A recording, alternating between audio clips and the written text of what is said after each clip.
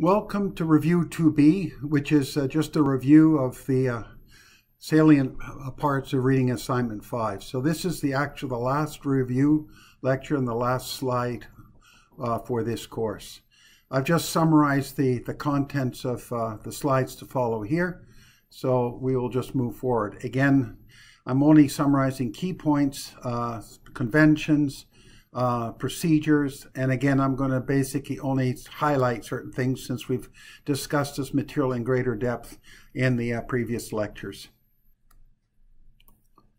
All right, so one of the things we realize first of all that any vector field can be decomposed into two types of field, a source-free field and a rotational field.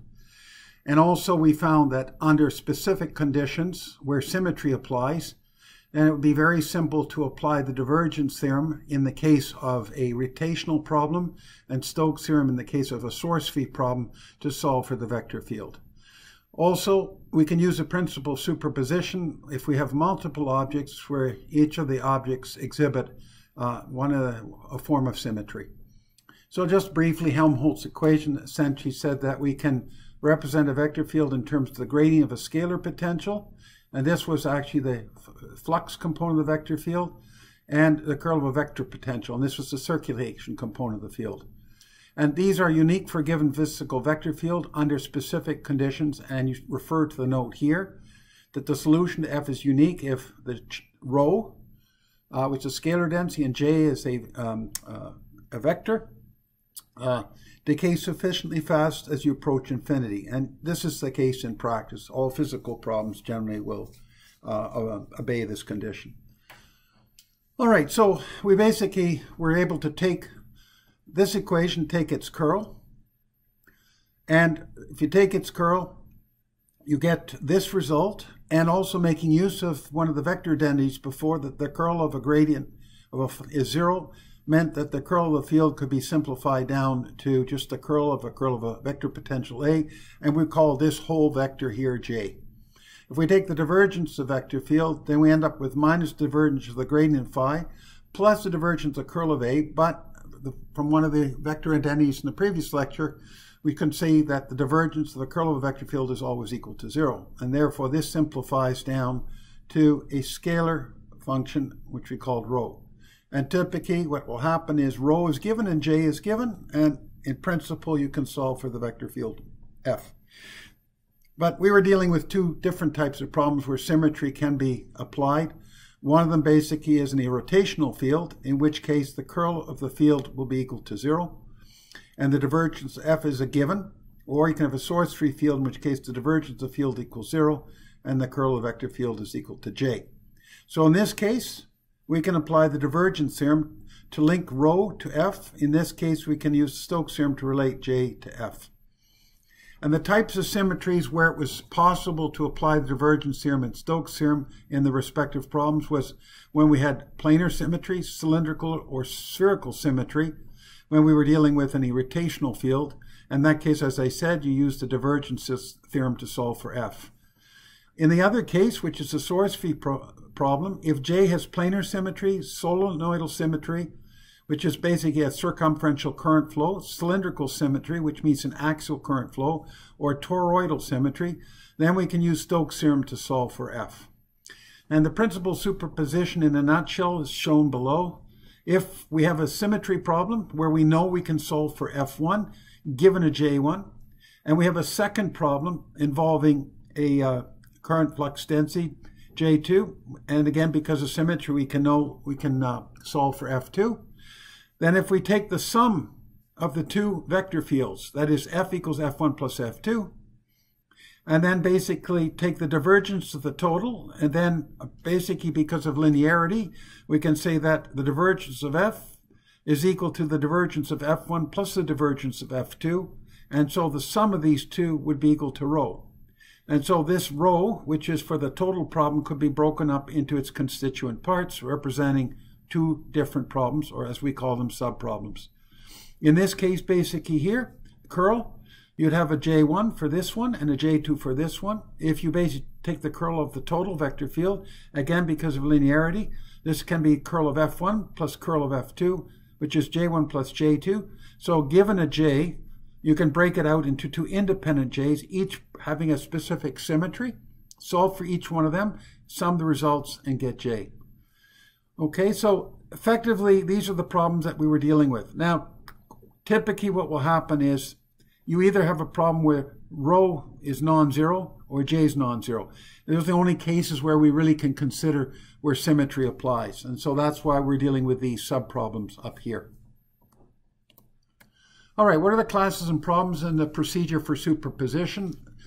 So a problem consisting of multiple objects is converted into a number of sub-problems reflecting the number of distinct objects. So for instance, if you had a sphere and a cylinder, then basically a sphere would be one problem and cylinder would be a second problem. Each subproblem exhibits a specific type of symmetry, and calculations for each subproblem are performed in translated coordinates. In other words, you are not guaranteed that the cylinder happens to be lined up with the axis of symmetry. So what you do is you presume that it's lined up with symmetry, axis symmetry, and then afterwards you move it back to its original location. Once you basically have done that, then you sum the results, basically get the total vector field. So that's more or less what's basically indicated here. So we have basically point of symmetry if we're dealing with a sphere, plane of symmetry if we're dealing with a slab, and we have axis symmetry if we're dealing with anything which has a cylindrical symmetry. So the two classes of problems are as follows. Objects that appear to have no apparent symmetry can be separated into two or more objects where symmetry applies to each individual object. And then the final result is the superposition of the vector fields for each object. So that's one possibility. The other possibility is objects with different geometries, each having a given symmetry, can be treated as individual problems and solved. In other words, they're distinct problem geometries from each other. And so it's clear just by visual inspection that you have, say, a sphere and a cylinder. Again, the final result is the superposition of the field vectors for each object. So what is the superposition procedure in a nutshell? Well, the sequence of steps to compute the total field at a particular point is as follows. The first step is to determine the field for each source in an appropriate coordinate system. The second step is to convert the field for the source in each subproblem into Cartesian coordinates. The third step is to rewrite the fields for the individual subproblems with respect to the observation point. And the fourth step is to compute the total field. All right, so we can now summarize how we went about computing fields for problems where the field is irrotational, has a high degree of symmetry, and to determine if superposition is required. And so under these circumstances, where the field is rotational, we had the following two vector equations. The curl of f equals 0, and the divergence of f would be equal to rho. And we were able to apply the divergence theorem, and the left-hand side was just a closed contour integral, a closed surface integral, which we call this surface a Gaussian surface. And on the right-hand side, we ended up basically with the total charge enclosed by this closed surface. Well, the calculation procedure for computing f was, first of all, determine the nature of the symmetry and determine if superposition is required, which meant more or less the creation of subproblems for a given problem. Second was to establish the mathematical form of the field and establish the shape of the Gaussian surface that satisfied one or more of the following criteria. The surface could be one continuous smooth surface, or it could be a number of disjoint surfaces stitched together. The vector field f is parallel to ds, and f dot ds is a constant on any of the discrete surfaces. That's one possibility. Or the vector field f is orthogonal to the surface area vector on any of the discrete surfaces. Third, compute the left-hand side of the divergence theorem. The left-hand side needs to be computed only once. Fourth, compute the right-hand side of the divergence theorem. And finally, equate the left-hand side with the right-hand side and compute f.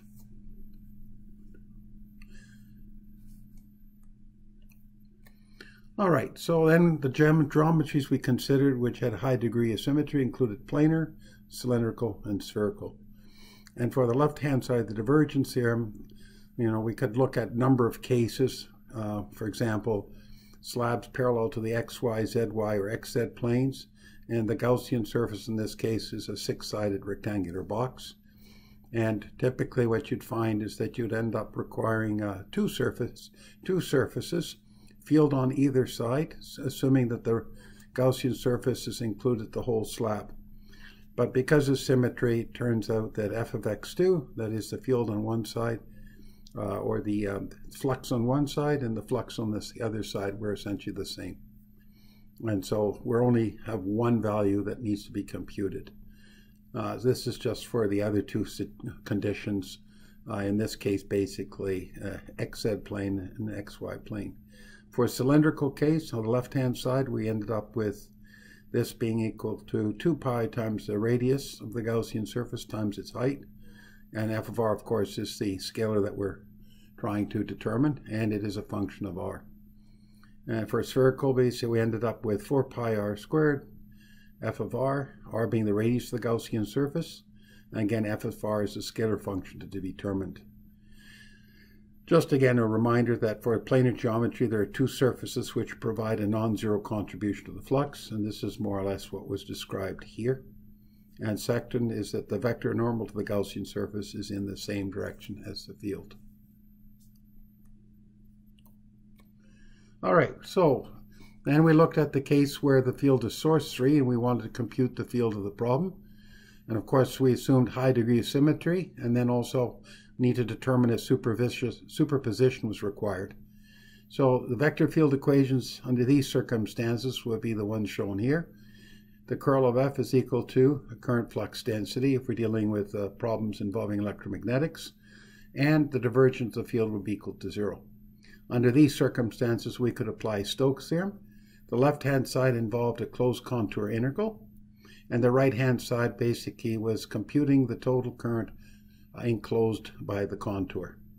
And here, again, we need to concern ourselves with convention, that the right hand is in the right fingers are in the direction of the contour traversal, and the thumb points in the direction of the area vector. All right, calculation procedure to compute f of the field was as follows. First of all, determine the nature of the symmetry, and determine if superposition is required, which meant the creation of subproblems. Secondly, was to establish the form of f and the shape of the closed contour that satisfies one or more of the following criteria. One, that the vector field f is parallel to the tangent to the contour on a given segment, and f is constant at each point on the same contour segments. Hence, the dot product between the field and the tangent vector, differential tangent vector, is either the magnitude f ds or minus magnitude f for ds. And as a result, f can come outside the integral. Or we could have that the vector field f equals 0 on a contour segment, hence f dot ds equals 0. Or thirdly, the vector field f is perpendicular to a tangent vector on a contour segment, hence the dot product is equal to 0. Third step was to compute the left-hand side of Stokes' theorem. And again, it only needs to be computed once for a given geometry that has a specific form. Fourth was to compute the right-hand side of Stokes' theorem. And finally, to equate the left-hand side with the right-hand side, and then compute the field f. All right, this is then in summary form the different geometries we considered. We looked at planar geometries, toroidal, solenoidal, and cylindrical. And again, the planar case and the solenoidal case shown here, there are two contributions on the left-hand side of Stokes' theorem. So for the case of a plane, we'd have basically a contour segment which resides on one side of the slab and a contour segment that resides on the other side of the slide. So if we compute the circulation component on one side and the circulation component on the other side, we find out that the two values, Fy1 and Fy2, are exactly the same because of symmetry. And so as a result, we're only having to solve for one because it's implied that the two are equal to each other.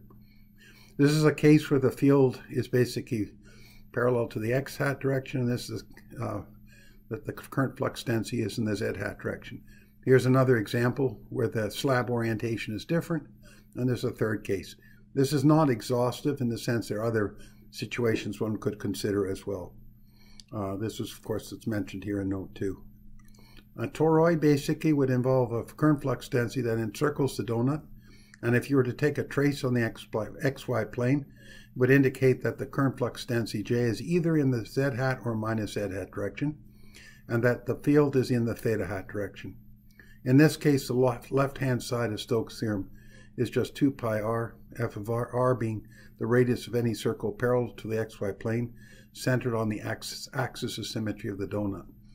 In the solenoidal case, the current flux density in the theta hat direction, in which case we have two values of circulation contributions.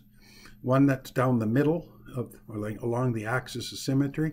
That'll have a contribution which is some constant times z, and outside the solenoid, the contribution will be 0. Z being the length of the contour segment. And finally, for the cylindrical case, it was 2 pi r f of r being the constant that we're trying to compute. It was only a function of the radius. R was the radius of any circle centered on the axis symmetry of the cylinder. So this was basically the radius of the contour segment. Let me then make some concluding remarks, given that this is the end of the course. I'll acknowledge the fact that this course has been intense, but you have a wealth of material to fall back on in future years if you want to dig more deeply into the subject. Look at the appendices and the reading assignments. Lots of information there. You'll find it very difficult to find that in other textbooks, and so you may find this very useful. Second is the course was difficult, but we needed to get you prepared for the course on electromagnetics, which is EC221S next term, which assumes that you have mastered vector calculus and in particular know how to apply the divergence theorem and Stokes' theorem. All right, and then the thing which is probably more important at this point is the specifics of the final exam, which will be posted as a OneNote entitled Exam. You will be told the content of each exam question and the marks assigned to each question. There are 6 questions. The exam posting will be uploaded after the last official day of classes, but no later than the weekend before your exam. We will be monitoring Piazza frequently in case you have any additional questions. And also for my own benefit, if you have any comments about the course and how to improve it, you can send me a personal email after your exams are over. Don't bother now, do it when you have some free time. I make changes to course every year based on the guidance I receive from students, particularly if it's constructive advice. This is the very first year that I have a complete set of notes and videos, and also the very first time we have test run the inverted classroom model. I would not be able to show you visuals and interactive figures in a traditional classroom setting. So I think there's a greater degree of richness in basically doing it this way around. The only thing is you had to be prepared in knowing exactly the questions that you need to ask me during the Q&A sessions. And finally, I wish you good luck on the exams and good luck and good health in the new year. Thanks very much. That's the end of the course.